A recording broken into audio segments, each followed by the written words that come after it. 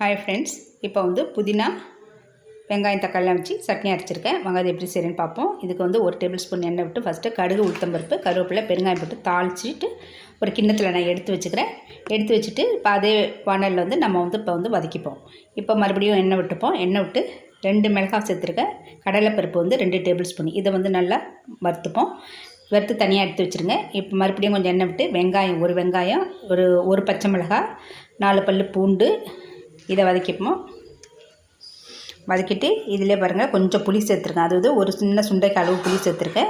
புதினா சேர்க்கறதுனால புளி சேர்த்தா தான் நல்லாயிருக்கும். கொஞ்சம் உப்பு சேர்த்துப்போம். சின்ன துண்டு இஞ்சி சேர்த்துருக்கேன். சும்மா ஒரு 1/4 மூடி தேங்காய் அளவு அது மாதிரி அதை கட் பண்ணி அதை சேர்த்துருக்கேன்.